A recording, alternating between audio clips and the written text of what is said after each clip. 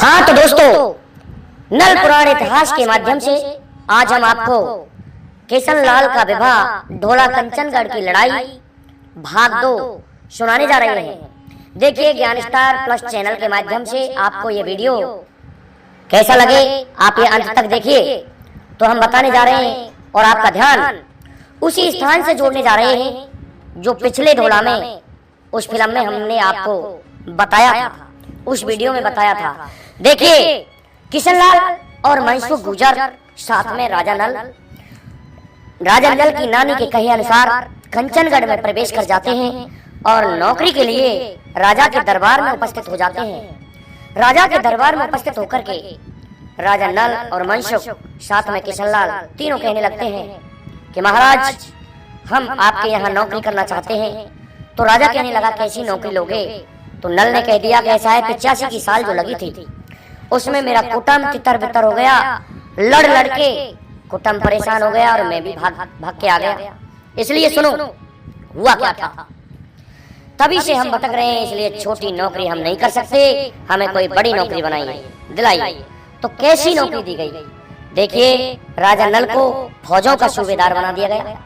तो राजा नल ने फौजों की नौकरी क्यों ली थी कि फौज मेरे अंडर में रहेगी, क्योंकि सूबेदार जो होता है वो बड़ा अधिकारी होता है और फौज को अंडर में रखेंगे तो इसी की फौज से इस द्रगपाल राजा को हम मरवा देंगे और नाना मामा की जेल छुड़ा करके ले जाएंगे। इसी प्रकार मनसुख गुर्जर ने जेल दरोगा की नौकरी चुनी। कहा था राजा से कि मेरे भाई ने जब छोटी नौकरी नहीं ली तो मैं भी छोटी नौकरी नहीं ले सकता। इसी प्रकार से किशन लाल ने क्या कहा कि राजा मैंने ताप धूप नहीं देखी है, लेकिन ये जो पापी पेट है मैं इसके सवाल के लिए आपके यहाँ नौकरी करने आया हूँ। इस पर राजा कहता है कि आपके माँ बाप कैसे थे जो आप जैसे सुंदर लड़के को नौकरी करने के लिए भेज दिया है। देखिए दोस्तों क्या होता है, राजा नल भेज दिया तो किशन लाल को लगा दिया गया है आज पंचफूला की डोडी पर पहरेदार। अब दोस्तों सफेद वर्दी पहनी है, सुंदर लड़का किशन लाल 20 वर्ष का अलग ही दिखाई देता था। राजा ने सोचा ये टोटे नफा नहीं जानता, इसलिए इसको हमारी लड़की के यहाँ लगा देते हैं। तो दोस्तों वर्दी पहन के आज जा रहा है तो ऐसे सुंदर जवान को देख करके औरतें जो छत पर खड़ी थी वो देख रही हैं और क्या कह रही हैं कि इस जवान को देख करके तो अटरिया लचका खा रही है।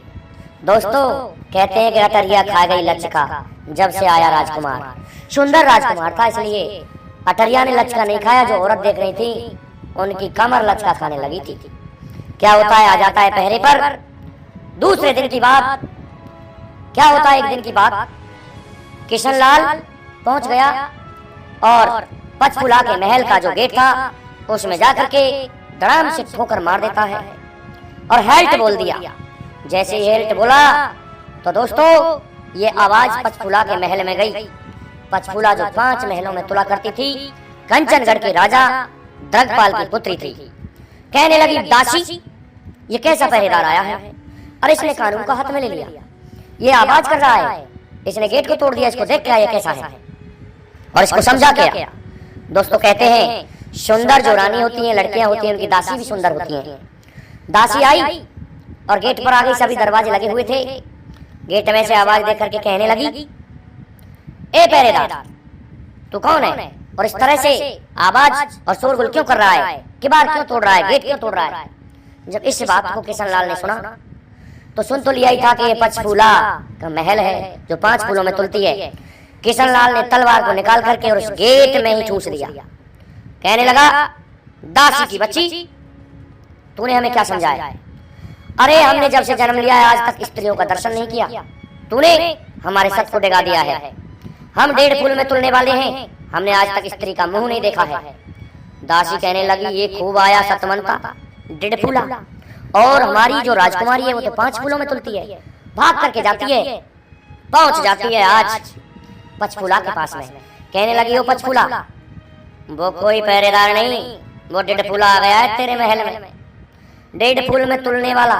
कि क्या कहा कि हाँ वो 1.5 फूल में तुलता है, कह रहा था कि हमने स्त्रियों के दर्शन पैदा हुए उस दिन से आज तक नहीं किए, तुमने हम तुम्हारा सत्य गाने का प्रयास किया है, इसलिए चली जाओ, हम 1.5 फूल में तुलने वाले हैं, नौकरी कर रहे हैं तो दासी ये मत समझो कि हम तुमसे बातचीत कर लें और तुम्हारे दर्शन कर लें।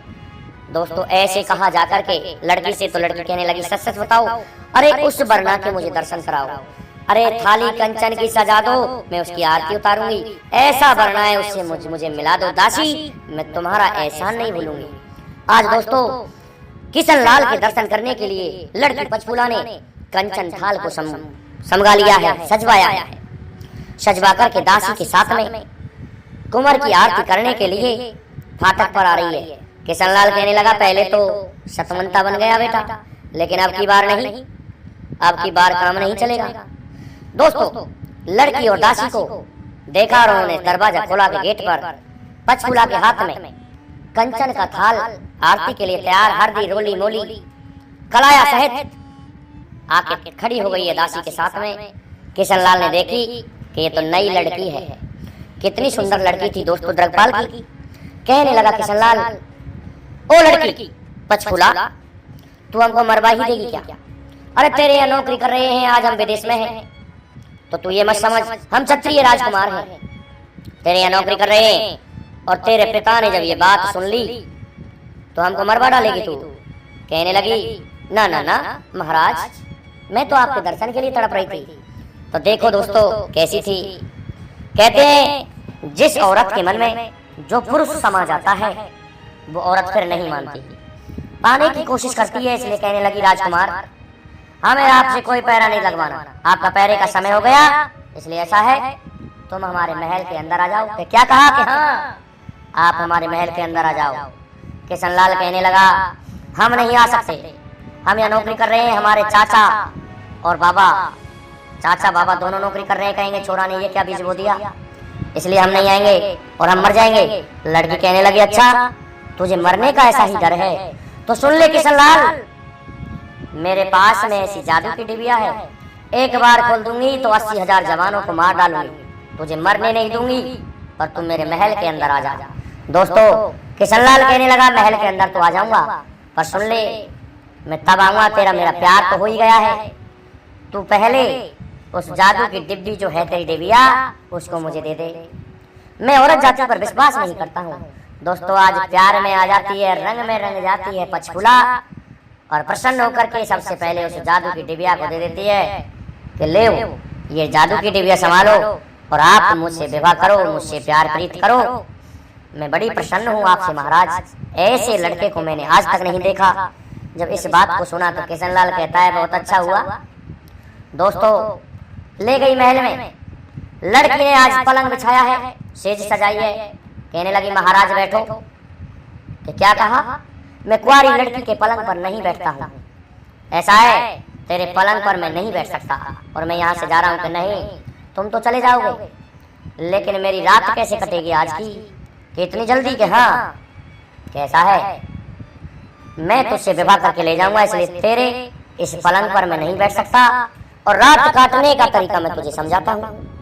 कि क्या कैसा है, आप चौपर सार खेलेंगे रात भर हम और तुम, बाकी हम तुम्हारे पलंग पर नहीं सो सकते। दोस्तों इस बात को सुनाए लड़की प्रसन्न होती है, कहने लगी क्या आप खेलना जानते हो चौपर सार? किशन लाल कहने लगा क्यों नहीं, मैं जानता हूँ ना, मैं क्षत्रिय राजकुमार हूँ, या नौकरी कर रहा हूँ, तो ये मत समझो कि मैं नहीं जानता। दोस्तों लड़की ने आज निकाल लिया है चौपर सार और किशन लाल खेलने लग जाता है। पूरी रात बीत गई दोस्तों, लड़की दोस्तों खेल रही है चौपर सार आज किशन लाल के साथ में। तो कहते हैं दोस्तों चौपर सार का वर्णन भी किया है कि एक जनी गोट से 4-4 गोट मार रहा है आज किशन लाल उस लड़की की, और सफेद धारी खड़ी हुई है उस चौपर में, बड़े मजे में खेल रहे। 4 बज गए, दासी कहने लगी महाराज किशन लाल आप यहाँ से जाइए, प्रातः काल हो गया, आप पहरे पर जाओ। वहां से आकर के दोस्तों पहरा लगाने लग जाता है। फिर किशन लाल दिन में अब क्या होता है, वो मालिन चली आई, जो मालिन पंचफूला को 5 फूलों में तोला करती थी, पहुंची, देखा कि और दिन तो लड़की नहा धो करके ठाकुर जी की आरती करके और रेडी मिलती थी, तैयार मिलती थी, लेकिन आज तो लड़की उल्टी सोई हुई है। अरे जिन्हें अधमान कहते हैं, पंगातिन कहते हैं दोस्तों, उधर तो मुंह कर लिया लड़की ने, और सिराने की तरफ के पैर कर लिए और पड़ी हुई है, नहाई है न धोई है। लड़की जगी नहीं, नींद में सोने लगी। दासी से कहने लगी, मालिन ए दासी, क्या आज लड़की को क्या हुआ, जगी नहीं है क्या, आप ही जगा लो। आज मालिन ने जगा करके नहलाया है, धुलाया है, लड़की को तैयार किया है। कहने लगी, आप पलड़े में बैठ जाओ। 5 फूल एक पल्ले में रख दिए ताकरी के उस तराजू के में, और आज पलड़ा उठ नहीं रहा है, भारी हो गया। 5 फूल और चढ़ा दिए दोस्तों, पौना चढ़ा दिया, 2 सेरी चढ़ा दी, छटंकी चढ़ा दी, 8 सेरा चढ़ा दिया, 10 सेरा चढ़ा दिया, लेकिन पल्ला नहीं उठा। कहने लगी, मालिन ओ लड़की, मुझे ऐसा लगता है तेरा सच तो जाता रहा, तू निश्चित ही आज किसी पुरुष से तेरा पल्ला छू गया है। लड़की कहने लगी, जब मालिन को पता ही चल गया तो इसको क्यों ना बता दूं। कहने लगी, हाँ, इसमें हमारा कोई दोष नहीं है मालिन। अरे ये जो पहरेदार है ये अंदर चला आया, ये भीतर घुस के आ गया महल में, इस कारण से हमारा सत डिग गया और पूरी रात हो गई हमको और इसको चौपरसार खेलते हुए। मालिन कहने लगी, मैं जाती हूँ और जाकर के देख लड़की, तेने बहुत गलत काम किया, तेरा ये जो हल्ला है तू बदनाम हो जाएगी और तेरी ये हवा मुल्कों तक पहुंचेगी, सभी जगह कहेंगे कि पंचफूला का सत समाप्त हो गया है। इस आवाज को आज किशनलाल ने सुन लिया है। दोस्तों, किशनलाल चल देता है और पहुंच जाता है, रस्सा लेकर के मालिन को एक खम्भ से बांध देता है। कहने लगा, पंचफूला, ये मालिन यहीं बंधी रहनी चाहिए, अगर इसको खोल दिया ना तो ये तेरे पिता के यहाँ जाकर के दरबार में चुगली कर देगी और कह देगी कि तेरी लड़की अब 5 फूल में तुलने वाली नहीं रही।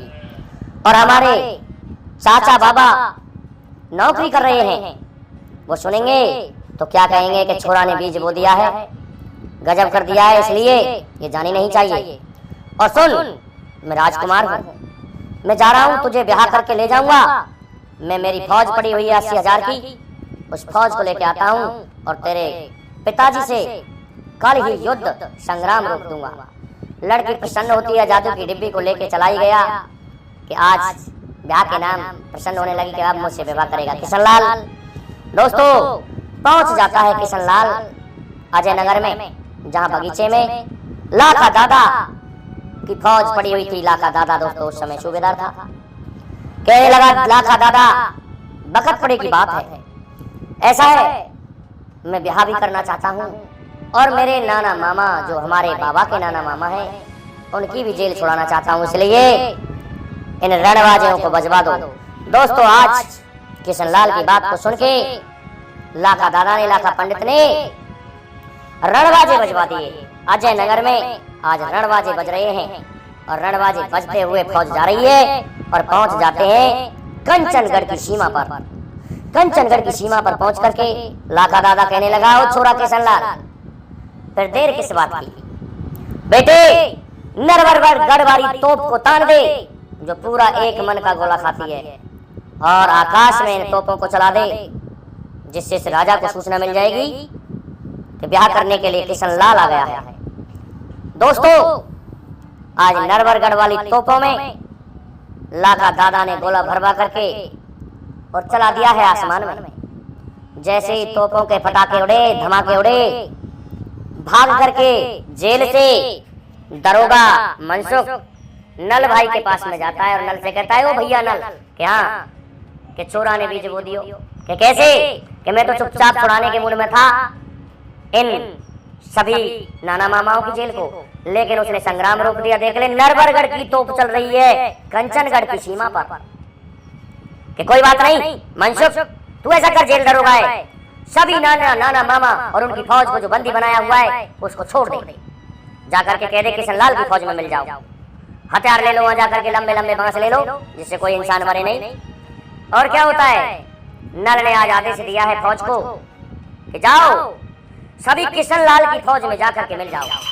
दोस्तों, 80,000 की फौज थी उस द्रगपाल राजा की, वो भी किशनलाल की फौज में जाकर के मिल जाती है और अब शेष फौज जो रह गई वो द्रगपाल राजा की रह गई। द्रगपाल ने जब ये सुना, सूचना मिली कि नरवरगढ़ से राजा नल, श्याम नंगर का मनसुख गुजर और साथ में किशनलाल को लेकर के अपने नाना मामाओं की जेल को छुड़ाने आ गए हैं।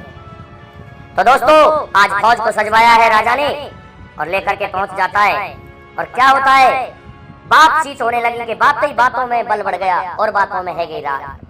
दोस्तों क्या होता है, बातें बातों में बल बढ़ने लगा कि इधर से गाली दे दी गई, उधर से राजा द्रगपाल ने गाली दे दी और गाली देत बजी तलवार। दोस्तों गाली दी कि तलवार बजने लगी। किस तरह से युद्ध हो रहा है दोस्तों, भवानी चला दी गई है और कोता खानी चले कटार। दोस्तों चारों तरफ कोता खानी कटार चल रही है। और क्या हो रहा है दोस्तों, गुर्ज परग और गदा चल रही, छपका खानी चले कटार। दोस्तों कर रही छपक छलक छपक तलवार, खटखट खटखट तेज आवाजें, चल रही कोता खानी कटार। इस प्रकार से युद्ध हो रहा है। और क्या होता है, गोला तोपों में दगवाए और जब भी गोला बढ़ जाए हाथी में जाको चरखासो बन जाए, और जब गोला बढ़ जाए जवान में कई कई कला कबूतर खाए। दोस्तों इस तरह से गोला चल रहा है। और क्या हो रहा है, गोला बढ़ जाए जब हाथी में कुंजर बैठ खेत में जाए, गोला बढ़ जाए जब ऊँटन में 100 कोस रेख तो जाए। अर्थात दोस्तों बहुत भयंकर युद्ध हो रहा है, लेकिन कोई हार नहीं मान रहा है। क्रोधित होकर के राजा नल ने दोस्तों अपनी तलवार को समझाया है। पूरा पश्चिम उत्तर दक्षिण कोता खानी चले कटार, चारों तरफ बजे तलवार, खटखट खटखट तेगा चल रही छपक छपक तलवार, गुर्ज परग और गदा चल रही, कोता खानी चले कटार। भागे कहूं कंचन गढ़वारे, कहूं भागते नरवर गढ़वारे। दोस्तों इस तरह से युद्ध हो रहा है। और दोस्तों पूरा पश्चिम उत्तर दक्षिण चारों दिशा तले तलवार, पूरब से धर दे तरैया और पश्चिम को दे तोता। वहां पर क्षत्रियों में युद्ध हो रहा है। दोस्तों भयंकर युद्ध से समझ गए कि ये नरबरगढ़ का राजा नल है और इससे कोई पेश नहीं खाएगी। तो द्रगपाल की जो फौज थी हथियार डाल डाल करके भाग जाती है, भागने लगती है। नल कहने लगा किसी को नहीं छोड़ूंगा, मेरे नाना मामाओं की जेल छोड़ दो, नहीं तो मैं तुम्हें समाप्त कर दूंगा। द्रगपाल भाग करके आता है जेल में और कहता है, ओ जेल दरोगा, अरे ये जेल छोड़ दे, देखा कि पहले ही जा चुके हैं। अब तो दोस्तों पता चला कि राजा नल ने नाना मामा सभी को छुड़ा लिया है। तो क्या करता है, नल से क्षमा मांगने के लिए दांतों में तनु का दे करके अपने हाथों को बांध करके महाराज द्रगपाल आते हैं और कहने लगे कि हमको पता था कि नरवरगढ़ के सरदार तेरे से पार नहीं पड़ेगी, तेरे नाना मामाओं की जेल को मैंने छोड़ दिया है। ऐसा है, हार मानी बैर बुझा, तुम अब मुझे क्षमा करो और अब हम तुम रिश्तेदार हैं। नल कहने लगा कैसे रिश्तेदार हैं, अरे कहीं जो छोरा किशन लाल होना त्यारो। ऐसा है नरवरगढ़ के सरदार, ये मेरी लड़की के यहाँ पहरा लगा के आया है, मेरी लड़की से इसने बातचीत भी की है। ऐसा है मेरी लड़की का डोला ले जाओ। नल कहने लगा वाह भाई, वैसे ही मान ना मान, मैं तेरा मेहमान, जबरदस्ती समधी बन रहा है मेरा तू, कि समधी बनूंगा नहीं मानूंगा। मेरी लड़की पंचकूला का विवाह तेरे किशन लाल के साथ में करके छोड़ूंगा। दोस्तों नल कहने लगा ऐसे नहीं ले जा सकता मैं डोला, तेरी लड़की कोई ये नहीं कि कोई गरीब घर की लड़की हो, तेरी लड़की राजकुमारी है, राजपुत्री है। मैं यहाँ से डोला ले गया तो भगोड़ी कहलाएगी, इसलिए मैं तेरी लड़की को यहाँ से नहीं ले जाऊंगा।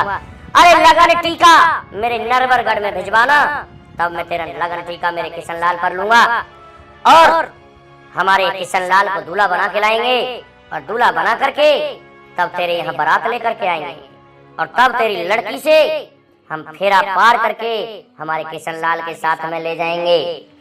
दोस्तों कहने लगा ठीक है।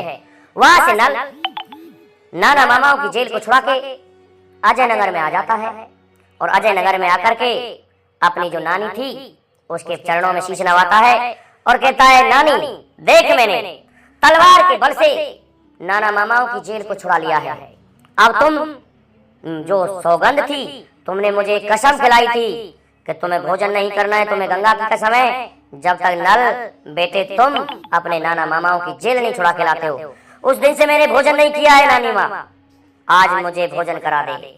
दोस्तों नल को बैठा लिया है गोदी में और दोस्तों अपने हाथों से भोजन कराया है, और नाना मामा जैसे आए तो सबसे पहले राजा नल की भुजा को पूजा है आज नानी ने, और प्रसन्न होती है और नाना आ जाता है। नाना अपनी पुत्री मंजा के पुत्र को देख करके कहने लगा, मेरी पुत्री सिंगनी थी, सिंगनी ने सिंह ही पैदा किया है, मेरी जेल को छुड़ाया है। तो अपने हाथों से ब्यार ढोरने लगा। दोस्तों आज राजा नल की और नल का स्वागत हो रहा है आज दोस्तों अजय नगर में, और खातिरदारी हो रही है। दोस्तों अब हम इससे अगला भाग आपको अगली वीडियो में सुनाएंगे। तो दोस्तों हमने आपको किशनलाल के विवाह के 2 भाग सुना दिए हैं, ये तीसरा भाग कंचनगढ़ की लड़ाई का सुनाया है। इसी तरह से हमने आपको नल का जन्म सुना दिया है, ढोला मारू का गोना सुना दिया है, ढोला दोस्तों मरवन का हरण सुना दिया है हमने आपको।